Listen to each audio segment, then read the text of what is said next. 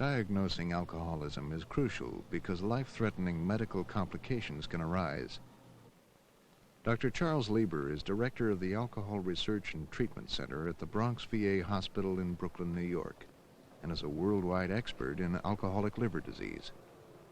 The problem with alcoholic liver disease is the fact that at the early stages, it is commonly painless.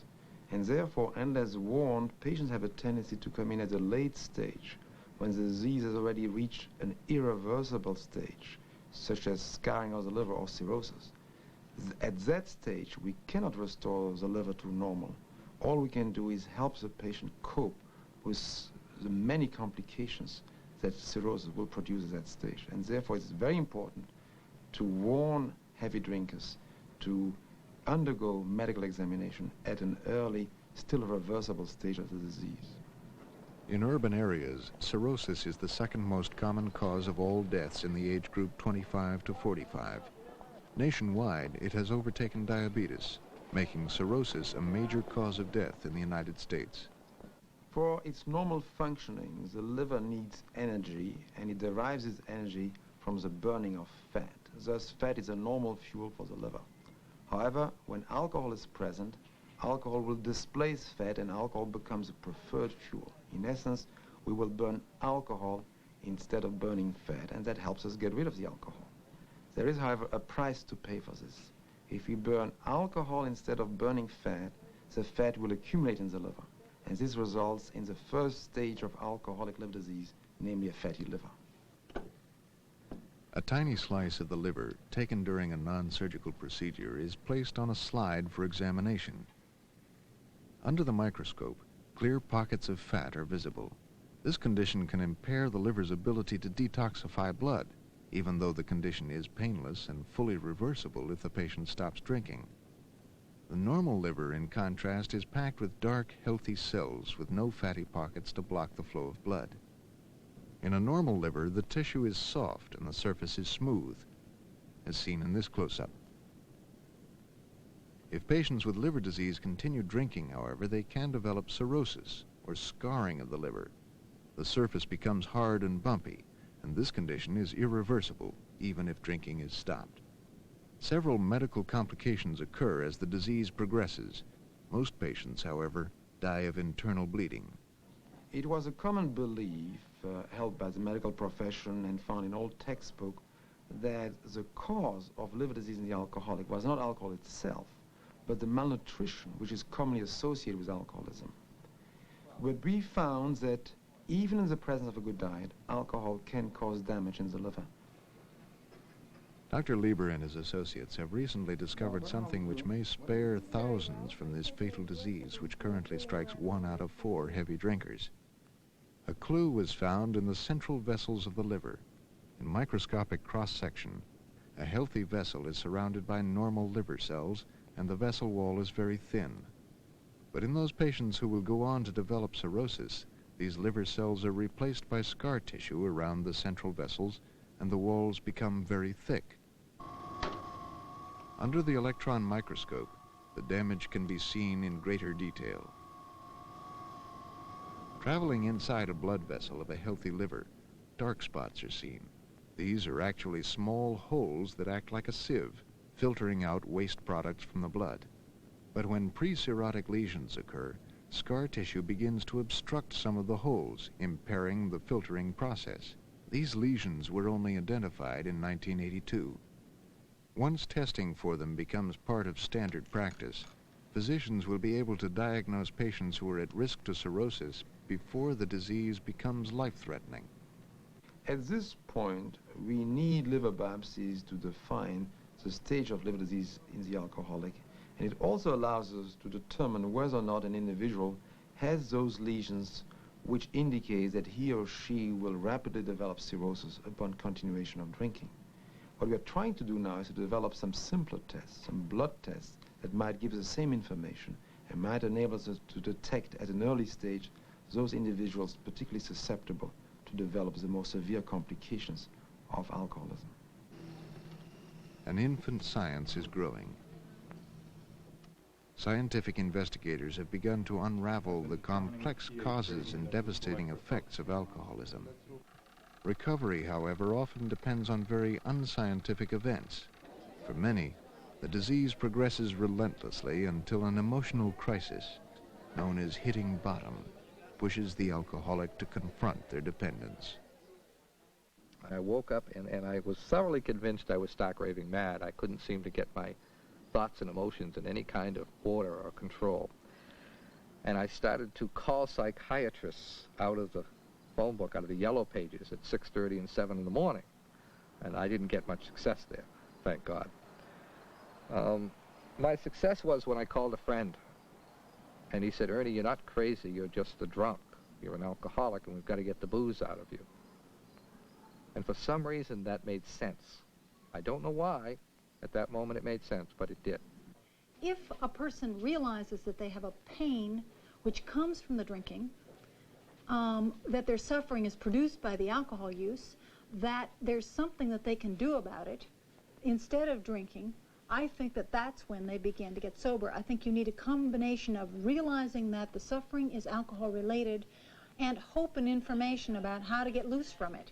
Some people begin by entering a recovery hospital. Hi, I'm here for an admission. The initial phase of treatment typically involves 3 to 5 days of detoxification, followed by 2 to 4 weeks of inpatient counseling, lectures, and rehabilitation.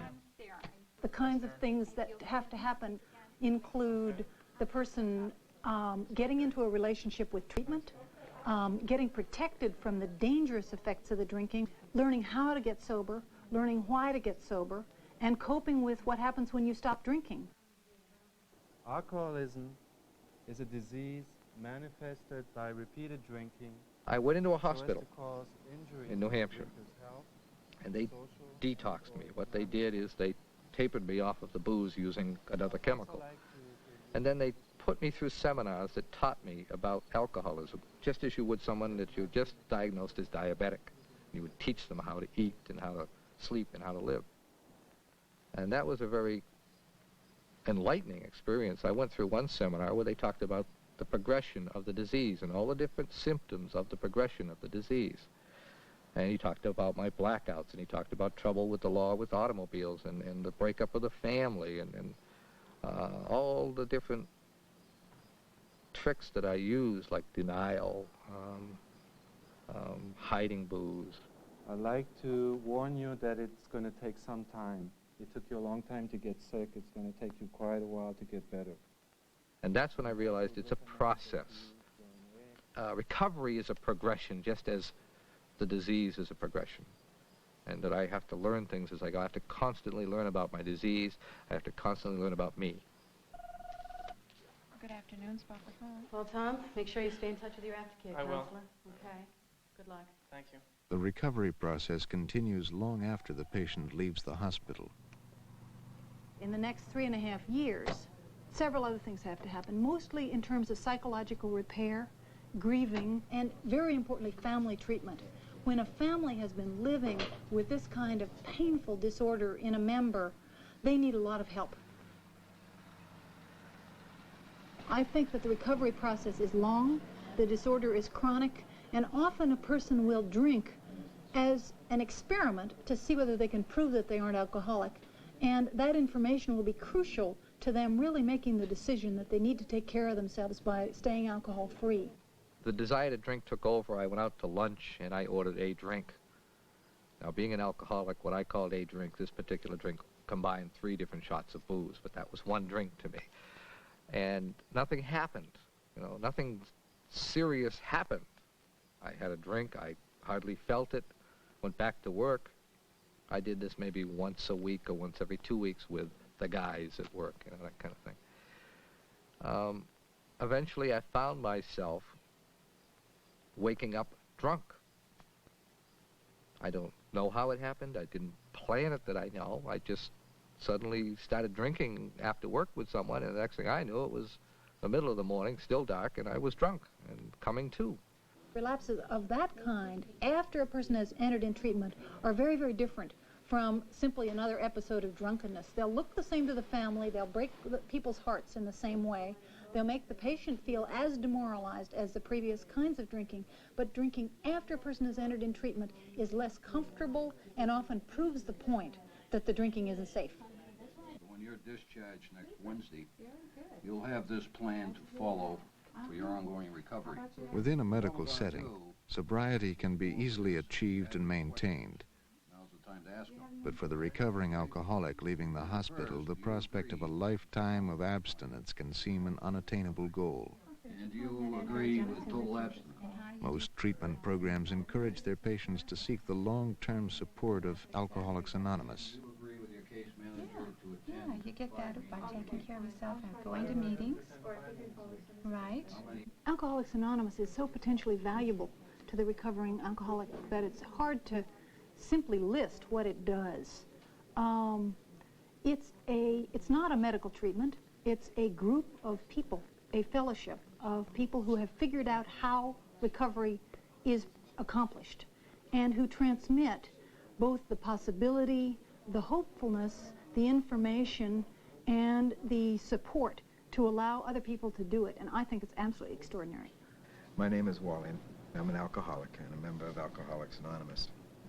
There's only one requirement for membership in Alcoholics Anonymous, and that's a desire to stop drinking. Because In fact, the only strictly enforced rule in AA is that its members remain anonymous. To honor this requirement, we will not show you Wally's face, nor will you see any members of AA during the actual meetings in the following footage supplied to us by AA. I went to my first meeting and I was surprised. I had so many of my own preconceived notions about what an alcoholic might be. And these people seemed on the surface to be pretty normal. And the big thing that really struck home was they seemed happy. Now, I felt that anybody who drank alcohol the way I drank alcohol couldn't be happy if they stopped drinking it. I stayed sober for 6 weeks, but I thought to myself, gee, you know, it's an awful drastic program. And I gave up AA. I changed what I drank, who I drank with, everything. I couldn't have been more sincerely motivated because I didn't want to end up in Alcoholics Anonymous. That was a very highly motivating factor for me. I just didn't want to be there. So I tried to do everything possible not to be there and to somehow or other get my drinking out of control, and it just got worse. And at that point, I came back to Alcoholics Anonymous. I guess it was for one last shot. I came back thinking that it would never work, but hoping that it would. And if there's anything that Alcoholics Anonymous, I believe, can give an alcoholic, it's hope. I didn't have to believe in God. I didn't have to believe in anything. If I could just make even the honest admission that there were a group of people here doing something that I could never do, that was staying sober a day at a time. If I could just make that admission and rely on that group to help me maybe to do the same thing, that I could get started. Alcoholics Anonymous was started in 1935 by two active alcoholics, Bill Wilson, a New York stockbroker, and Dr. Bob Smith, a surgeon from Ohio. They found that by talking with each other, they both not only got sober, but could stay sober. They decided to share their experience with other alcoholics and found that helping others to stop drinking ensured their own sobriety. Their group therapies and self-help approach to recovery began to take hold and succeeded in an area where physicians had failed. The tiny group eventually grew to thousands, and the AA message is now heard throughout the world. AA, may I help you? You know the name of the group? Would that be? Alcoholics Anonymous is really available to anybody that wants to try it. And just a telephone call away really is help for any alcoholic that reaches a point of desperation where he or she feels they want help. But I remember when I was drinking, that was the most difficult thing for me to ever do. That was the hardest telephone call that I ever made. Right, you said that. But it was the best telephone call I ever made. And I've been sober approximately 10 years. Now, you're not going to die right now. You're going to go to a meeting tonight. One of the hottest and stickiest questions in the alcoholism field is the issue of abstinence. I work as a clinician, and the question of whether it's safe for an alcoholic to drink, I think, hasn't been answered by researchers yet. There's a lot of information on both sides. When I work with patients, I think that it's so dangerous for a person who has a disorder with their alcohol use to experiment with exposing themselves to it, and that so many people will enter a relapse by an experiment that it's simply unconscionable for me to allow someone to consider that that a moderate drinking program may be possible. There apparently are people who can drink moderately who have alcoholism. I tend not to see them. The recovering alcoholic faces a culture laced with liquor. Drinking is often an expected behavior. Imagine a party without the cocktails, a ball game without the beer, or a wedding without the champagne. Our widespread use of alcohol places us at high risk for abuse. To my way of thinking, drinking in our society is not only an approved behavior, but sometimes even a required behavior of people. And alcoholism is the risk that our society accepts. What happens when a country becomes very permissive about drinking and makes alcohol very available at low price, or a subculture does that, for example, the military, is that anyone who has a predisposition will see it develop into the full disease. We've learned from science that genetics can influence our predisposition for alcoholism. Paradoxically, genetics may also protect some individuals from the disorder.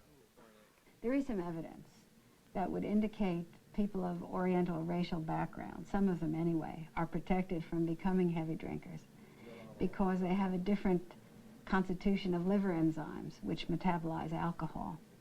And they have what's called the flush reaction, which is a sort of flushed face and headache and negative feeling after taking alcohol, and that tends to inhibit drinking, although some of them will learn to drink through that flush anyway and do become heavy drinkers.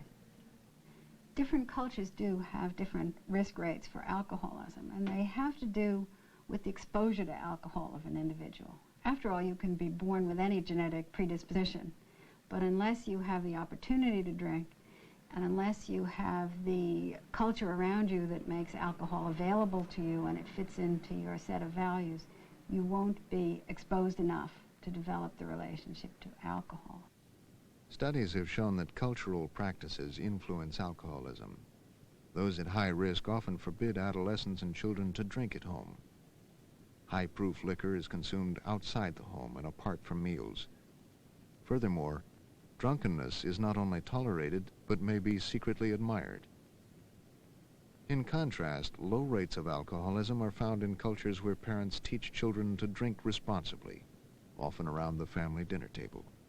Low-proof beer and wine are consumed with meals. Moderate drinking is accepted, but drunkenness is taboo. Teaching students the attitudes that offer protection is the goal of a Massachusetts program known as CASPR, an acronym for the Cambridge and Somerville Program for Alcohol Rehabilitation. Assistant Director Ruth Davis. We've learned that certain ethnic groups have lower rates of alcoholism. They hold certain attitudes toward drinking, and we try to promote the attitudes that seem prevalent in those cultures. Go through, find the ads that have to do with alcohol, turn Ruth Davis trains the peer leaders who will actually teach the classes. You have a good one? Yeah, a really good one. This is an ad for rum and Coke, and they're putting it in with a Coca-Cola bottle, so they want you to think that it's like an all-American thing, and they say that it's a taste you'll love, sip after sip after sip. What do you think that's about, sip after sip after sip? They think you can drink this all night if you're drinking it with Coca-Cola. They think you're not going to get drunk. That's what they're trying to get across to you. And I mean, you drink a whole bottle of this with a whole bottle of Coca-Cola, you won't even be able to move, I don't think. So I don't think you'll be able to love it after sip after sip after sip. It's Inglenook, it's a wine, and I think it's really responsible because they're drinking it at a wedding, and they're doing it in a toast in a responsible way. And in the ad it says it's a perfect complement to lobster. So it's a complement to food. You eat it with a meal. You have it at a wedding in a responsible fashion. It doesn't show 7 empty bottles and the bride ready to fall over. It shows it in a very responsible way. I like the ad. Okay, they're selling karisak, and what they're saying is that for special friends, it's worth going overboard, meaning you can get drunk. And then the bottle's open, to mean it's gonna keep going. So you're feeling that ad is really talking more than just about drinking. It's kind of implying that one can keep on drinking and drinking. And getting drunk. And that it's okay to get drunk. Joe, go get us something to drink and I'll turn on the TV set. Hurry up, though. Role-playing gives people a chance to try out different behaviors. What? What are you doing with the bear? It's particularly effective when you're talking about peer pressure or situations where people have to make decisions and might want to say no and are afraid to try it. My father's not home and it's his bear. He's going to kill me. He won't kill you. You won't even know they're gone. Yes, he You will. should see how many bears are in there. Joe, I don't want to hear it. It's my house. If you were my friend, you wouldn't want it. You're not old enough anyway. Come so. on.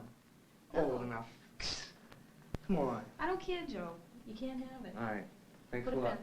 Well, tough. If you were my friend, you wouldn't Thanks want a it. lot. I really appreciate it. Then go home and watch the Red Sox game Forget it. on I'll have TV. milk. I'll have milk. All right. Some of the students in the CASPER program come from alcoholic families. People will often ask, when you're working with children from alcoholic families, are they at risk for developing alcoholism? And the research is that yes, indeed they are. And oftentimes, you know, if they've been brought up in homes where alcohol is abused, that's what they've seen. You know, that they equate drinking with getting drunk. And that alcohol is a very powerful substance that has a lot of emotional feeling attached to it. Why is it helpful for kids to understand that alcoholism is a disease? The kids that come to CASPER from alcoholic families, a lot of times they have a guilt complex. And the alcoholic sometimes points an accusing finger at them. And they really believe it's them that's making the alcoholic drink. And then when you explain to them that alcoholism is a disease, they feel a lot better. Mm-hmm. So sometimes they're directly, maybe even told that I'm drinking because Yeah, you no kids... good. You're not doing good in school. You're getting in trouble or something like that. Mm-hmm. I think it's helpful because it helps take some of the anger away. Because if you don't understand the alcoholism, you have anger. Why is it happening? Why is this happening? And the anger builds up and builds up. But once you learn that alcoholism is a disease, it kind of makes you feel sorry for them, you know, that, wow, I know there's a reason for it now. And I don't have to be mad anymore because she can't help it, or he can't help it. They just have to drink. And once the anger goes away, you can begin to understand it and learn that when they want help, you'll be there to help. But not till then, because until then you have to help yourself. That's more important. In the teaching that we're doing, we are really hoping for changes in long-term behavior. And we feel that it's important for them to examine their attitudes, to understand about alcohol as a substance, to understand about alcoholism as a disease. That's not their fault. They didn't cause it. It's not their parents' fault. Their parent isn't a bad person. That they're not alone. You know, that other people live in families with alcoholism too. To try to be able to address the issue so that when they're in a situation where they're deciding to use or not use alcohol, they'll be able to make a responsible decision rather than one that has a lot of strong emotion. Alcoholism is a disease for which prevention is clearly the best medicine. We cannot control the genes we inherit, but we can influence how our children learn to use alcohol. And the odds are in our favor. Children from alcoholic families do face an increased risk. Rather than a 10% chance of growing up alcoholic, their risk rises to 20 or 30%. But the vast majority will live their lives free from alcoholism. I think it's very important to remember that even if someone has a parent with alcoholism, that most of the children do not develop alcohol abuse themselves. In addition, if you have a positive family history of alcoholism, there's a great deal that you can do to influence whether or not you develop problems yourself. You mentioned earlier that your father was an alcoholic and that your father's father was also... To better understand how we might prevent alcoholism, Dr. Cloninger and his associates are studying families with a history of the disease. How did your father's drinking affect the rest of the family? Well, it really put a strain on everyone. I could never understand why my mother never divorced him, because it really caused a lot of problems for them. And for us, too. None of us kids wanted to bring anyone home. We didn't know what he'd be like when we got there, or when our friends came over, if he would be passed out, or if he would be belligerent, which he did become quite often when he drank. In what way were you affected emotionally? I didn't want to be around him. I didn't trust him. I didn't believe him. I didn't want to have any physical contact with him. I thought that to be very revolting at the time. How has this experience affected your attitudes about drinking? As a teenager, I never drank. When I was in college, I drank occasionally, but not very often. I didn't like to be around people who did drink. I worry now because I can drink a lot without it affecting me. And because of my father and my grandfather having drinking problems, I'm afraid it could happen to me. It's important to pay attention to how you respond to alcohol when you drink. If you find that you're someone who can drink a lot without feeling intoxicated, or that you find it very pleasurable, or if you simply don't have any bad reactions and can drink everyone else under the table, then you don't have any built-in protection against alcoholism. And you need to make the conscious decision to regulate the amount and frequency of your intake. Did he ever stop drinking? Yes, he did. He hasn't had a drop for over a year now. What difference did his stopping drinking make in your life and his life? Tremendous. He's a totally different person. I like being with him. I can understand why my mom never divorced him. And after all these years, I'm finally getting to know what he's like. With the veil of alcoholism lifted, new feelings and new insights become clear.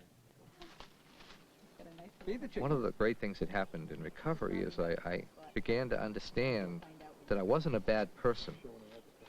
I was doing a lot of bad things because I suffered from alcoholism. And I did a lot of bad things, and I had to learn to forgive myself for them, take responsibility for them, even though they were done under the influence of alcohol and the disease of alcoholism. And once I did that, I began to behave differently, feel differently, and get well, as they say. I drank for about 23 years and literally lost everything. Jobs, home, family. I actually wound up with nothing and unemployed. In the process of recovery, and since the relapse, it's been almost 4 years, I've gotten a lot of things back, and I also have been blessed with a new family and a new home and a lot of new people in my life. But the one person that came into my life that I never really had before was me. I got me back, and I'm just getting to know me.